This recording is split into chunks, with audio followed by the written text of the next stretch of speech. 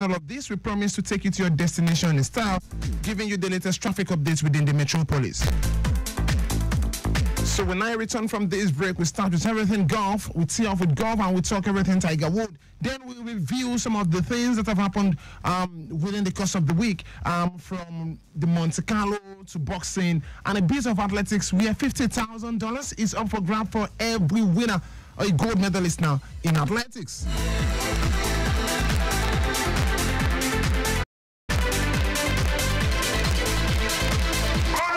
Yeah, Nana Man, Victor the Viper. I just want to advise you to leave sooner, drive slower, and live long. This is Lagos Traffic Radio 96.1. Be safe.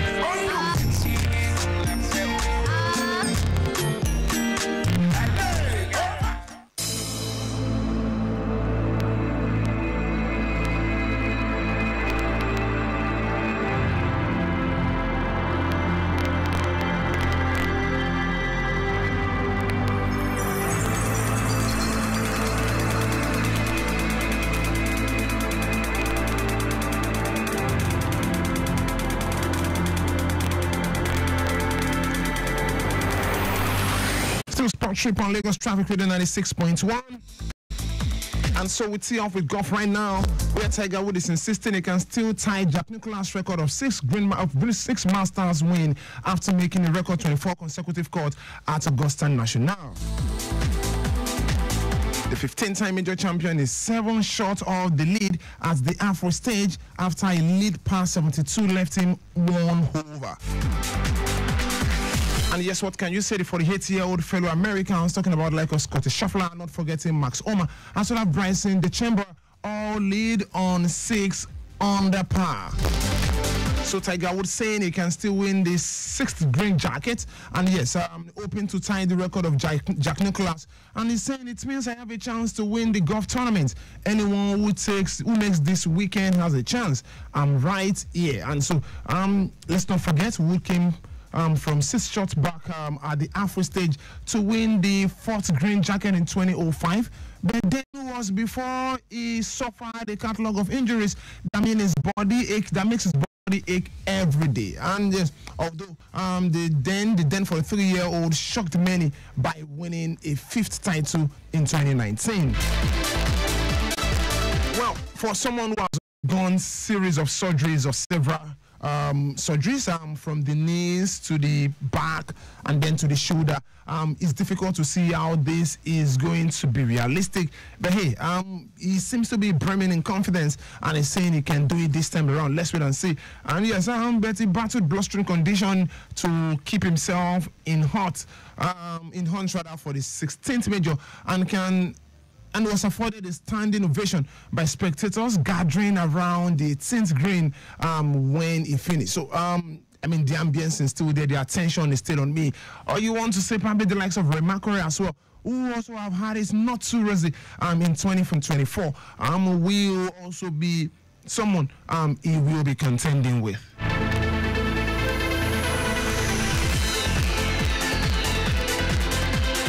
Let's talk tennis.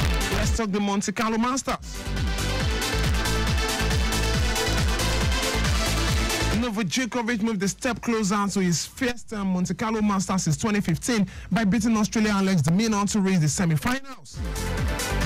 The world number 1 Djokovic played the Messi's second set which saw 7 breaks to serve to a set of 7-5, 6-4 win, and the serve is through to the men's record 77 semi-final at the ATP 1000 event, surpassing Rafael Nadal's record. Djokovic will play Casper Ruud after the Norwegian 8th seed beat Frenchman Hugo Oldbach 6-3, 4-6, 6-1. Meanwhile, Italian second seed Jannik Sinner overcame Bulgarian 6-4, 6-7, 6-3, and yes, to set up a semi-final clash against Stefanos Tsitsipas. So the first semi-final is going to be between Novak Djokovic and against Casper Ruud, while the other will be between Jack Sinner against a certain Stefanos Tsitsipas. Interesting one. Maybe we can just be having the 1 and 2 playing in the final, and that is the battle between Jannik Sinner and no one else but Novak Djokovic.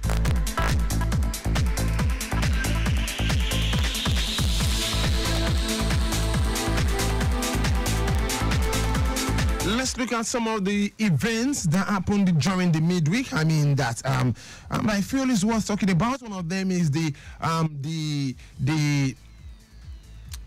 press conference now, yes, of a certain Tyson Fury. Not a face-off really, because he was the only one in that. And yes, coming out to talk about the potential of the fight coming up on the 18th of May between himself and what's the name now? The man with the IBF, the IBA, and the WBA belt. Remember, Tyson Fury is holding the WBC belt, and he's saying he wants to take him to the cleaner. Let's not forget the fight should have happened sometimes in February or March. Yes, but the injury, the cut he suffered, could not make that fight come to reality. And now he's saying, come March May 18, he is going to take him out. I mean, this is a man who has dominated most of the categories, has been the cruiserweight, and now is at the mid heavyweight, and now is at the super heavyweight category. Let's hope we have a very good fight on our hand. And in between all of this, Anthony Joshua is also in the mix. He was asked about Anthony Joshua. He said we also take him to the cleaners. But hey, talk they say is cheap. And let's not forget as well, Joseph Parker is also back. He's saying he wants to fight Anthony Joshua. Anthony Joshua already defeated him, and I don't think he will look in his direction anymore. But hey, Parker himself is building the numbers. Wilder is out of the equation at this point in time after losing the last time out. The numbers begin to spring up in favor of Anthony Joshua, the way manner he took out Francis Ngannou. Can we see the big fight we'll all been waiting for between Tyson Fury and Anthony Joshua this year? I don't think so. I think we are going to have two fights between Tyson Fury and his opponent Olujimi Dare-Ogun. Yeah, I think we are going to see two fights. I have a feeling that one of them will call for a rematch after the first, and then we have the second, which will probably put an end to any of the fight they are likely going to have in 2024 again, and then in 2025 that will now leave us with nothing but Anthony Joshua and no one else but what's the name now, Tyson Fury. That is if Tyson Fury gets to win the next two matches. Should Olujimi Dare-Ogun win those two, it's likely going to be a long one for someone like Tyson Fury, and then for Anthony Joshua to probably go and fight Olujimi Dare-Ogun again, a guy who defeated him twice, I think is actually a long call. So Joshua will need to wait longer to at least get a belt back to himself.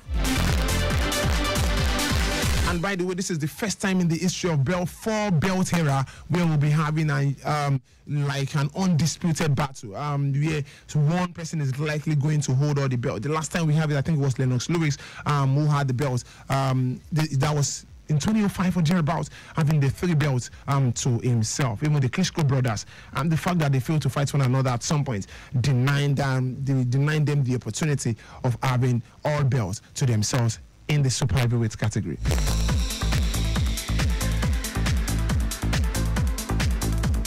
Still Lagos traffic with 96.1 traffic update from our live camera update. Yes, looking at at Maryland at this point in time, that is Maryland Bridge, and going towards Ojota using the Maryland Bridge is not slow, but because of the traffic lights there, you are probably going to have your slow down and then obey the traffic light and all of that. But hey, the road is smooth. After the traffic lights, you are good to go. Amalausa pedestrian bridge to Numbu axis also looking very good to and fro. Ojota interchange, Ojota is also looking very good. It must be said, coming from New Garage down to Ojota, going towards Kitsu is very free on the main carriageway as well as the fast lane. And coming from Ojota coming from Kitsu now to Ojota is also very free. There's a bit slow when you get to Ojota bus stop proper due to the passengers dropping and picking, due to the commercial buses rather dropping and picking passengers, after which the road is also very smooth and good to go. All together now, phase 2, Ogunyade, Sunday Ogunyade also looking very good at this point in time. Still Lagos Traffic Radio 96.1. Yeah, Nana Victor the Viper. I just want to advise you to leave sooner, drive slower, and live long. This is Lagos Traffic Radio 96.1. Be safe.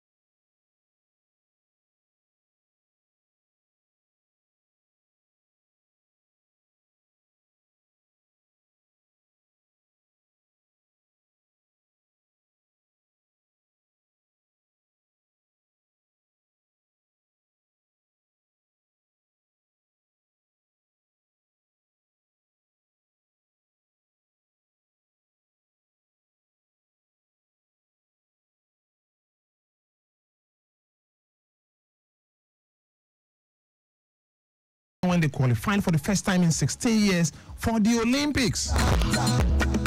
After playing out a goalless draw against the Banyana of South Africa on Tuesday, right there in Pretoria, the Super Falcons of Nigeria qualified 1-0 on aggregate for the Olympics in Paris later this year. Rashida Tajibade's low strike in Abuja got the Super Falcons the Olympic ticket, and that means we are now in Group C alongside Brazil, Japan, not forgetting the world champion Spain. However, some of the news coming up after the game was nothing to write home about, particularly from the South African Football Association and the hospitality after the defeat to their national team.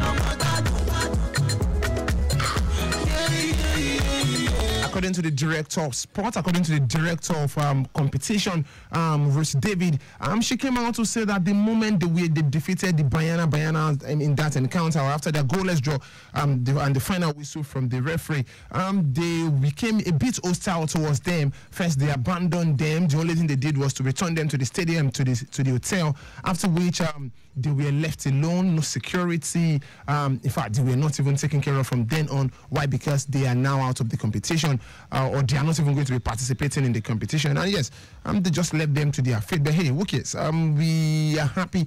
Our team came back well, and at the same time they got a ticket. However, this is unfriendly, this is unfootball-like, this is unsportsmanlike, and no one is expecting that from a team like but from the South African national team or the South African Football Association. I hope they give us the reason for their disheartening attitude or their despicable display of hospitality after the encounter. But hey, congratulations to the Super Falcons. That won't take away the fact that you guys deserve to be celebrated. And yes, for the first time in 16 years, you are qualifying for the Olympics. Now this is coming up in Paris, and according to Randy Waldron, he's appealing to the Federation and the Ministry of Sport now in general to give them enough so they can prepare in Europe for the competition proper.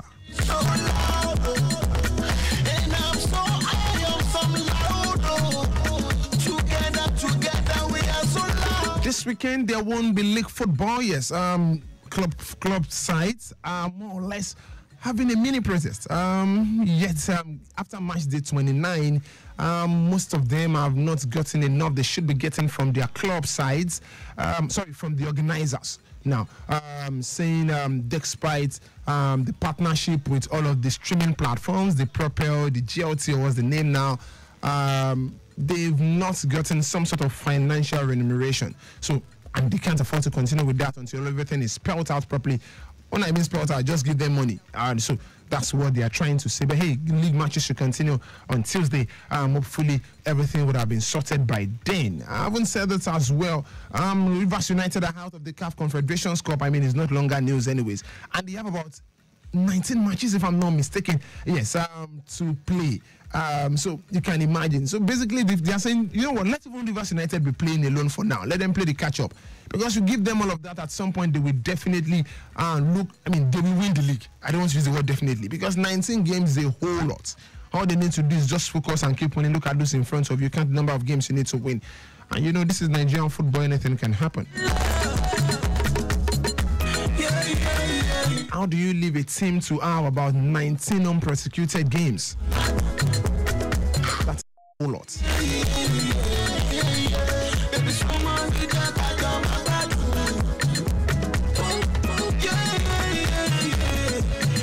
Nottingham Forest are not giving up on having Taiwo Awoniyi recover before the end of the season.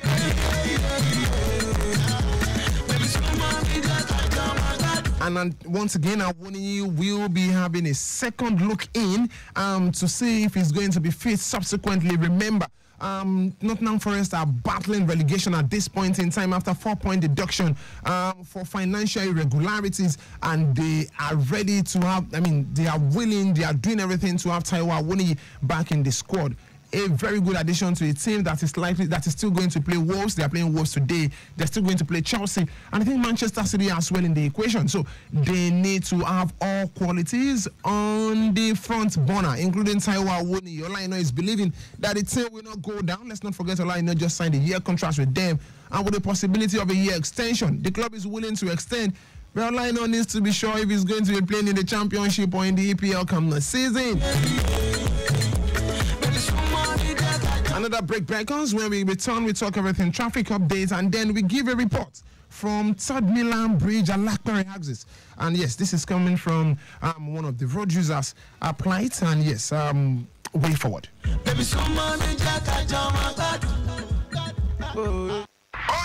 Yeah, and I'm back to the Viper. I just want to advise you to leave sooner, drive slower, and live long. This is Lagos Traffic Radio 96.1. Be safe.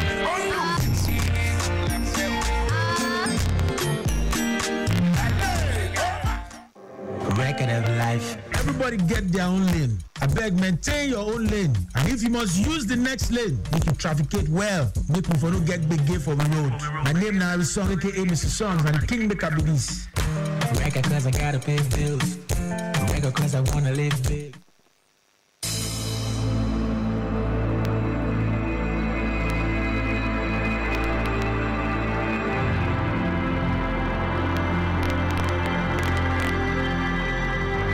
Still Lagos Traffic Radio 96.1. Traffic update very quickly before we continue with the rest of the show. Maryland to connect to Kurudu looking very good for now. And then we also have it good at Alausa Pedestrian Bridge. That is Tinumbu Point. Also looking very good. Ojota Interchange also looking very good for now. Oshodia Papa Express also looking very good. No cause for alarm. That is the Redemption Crest axis. And then we also have it good at Wemco Road, also looking good as well for now. Yes, you can call to be part of the show. The number to call is 08099120777. Once again, 08099120777. You can let us know what the traffic is looking like from your end. Yes, the last call we got was from a motorist, a road user, Ms. Fafa, saying that Third Milan Bridge towards Alakpere, at a point before you get to the NNPC petrol station in that axis, is a bit of a slowdown, and the slowdown is now approaching places like Ogudu axis. She's saying this is due to the tankers on that part of the road that have now reduced the lane from 2 to 1. They don't used to be there until recently, and now that is looking like it's causing traffic on that part of the road. I want to believe not all these tankers rather are for these filling stations, and if they are, let's do something about it. The road users are primarily the number one in this case. Still Lagos Traffic Radio 96.1, and we hope that is sorted as well. Let's go back to talking football, European football to be specific now, and it's Newcastle against Nottingham Forest after 6 minutes, still goalless.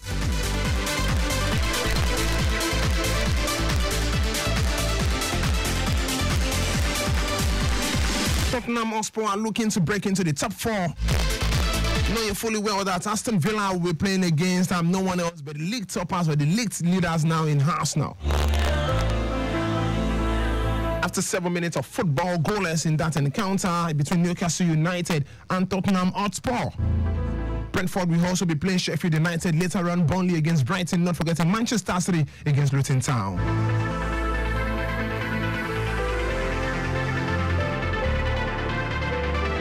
Manchester City now are caught between the devil and the deep blue sea. Why? Because they have a big game come this weekend. Next week rather. That will be on Tuesday or Wednesday rather. And that is Manchester City at home against Real Madrid. So they can afford to probably say they want to rest some key players in this encounter, which could as well backfire because they are also fighting for the league title and they can't afford to drop points at this game. And what this means is that they go ahead to play all of their big games. It also means that they could just suffer a bit of fatigue to play a certain Real Madrid who will come all out to get the maximum win. Let's not forget the encounter in Bernabeu ended 3-3, and that means it's a bit open no influence that the away goal rule is out of equation, and anyone who wins this wins the day at the end of the encounter. Manchester City against Luton looks like a realistic game for Manchester City. A winnable game, it must be said. Luton have not been convincing in their last 3 games. The last time out, they lost as well. I think it was good. It was 3-3 draw. Before then, they lost. And now it's Nottingham Forest against Wolves, not forgetting Bournemouth against Manchester United. All this game going down today, except for Aston Villa against Arsenal. By the way, Chelsea is playing on Monday and they'll be playing against Everton, and that looks like an interesting game as well. Everton also,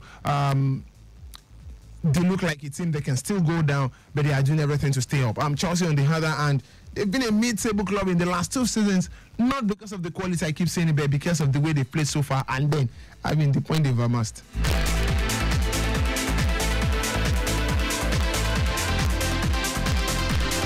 Just before we continue, let's also let you know that Atletico Madrid will take on Girona. Atletico as well. They are fighting to make the top 4, and also at the same time they are also fighting Borussia Dortmund away from home in the UEFA Champions League, the quarterfinals.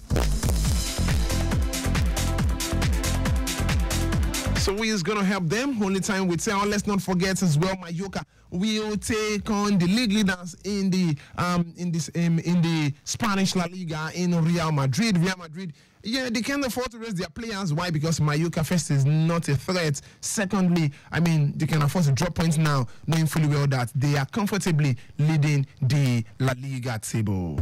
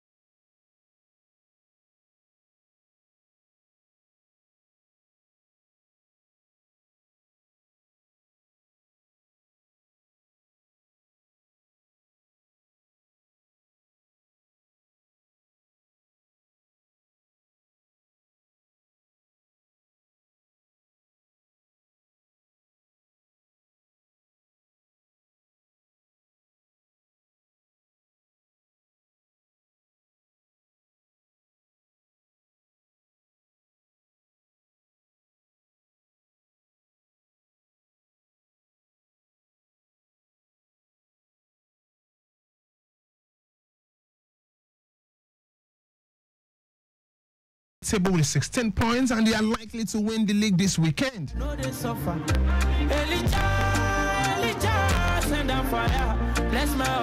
Over 40 games without losing in all competitions, and now they are about to win the league. Should they go ahead and defeat who are they playing against? Werder Bremen this weekend, while a certain Bayern Munich will be taking on Cologne, not forgetting Bochum against Heidenheim. Borussia Dortmund having another big game, a big test for them as well. Of course, between the Red Blue Sea or the Blue Deep Sea and then the Devil. Why? Because they can't afford to rest player, and they are not in the top 4 yet, or they are not in the top 4 yet, and they play Borussia Mönchengladbach. Another interesting game in the German Bundesliga. We also have RB Leipzig taking on Wolfsburg, and then Stuttgart taking on Eintracht Frankfurt.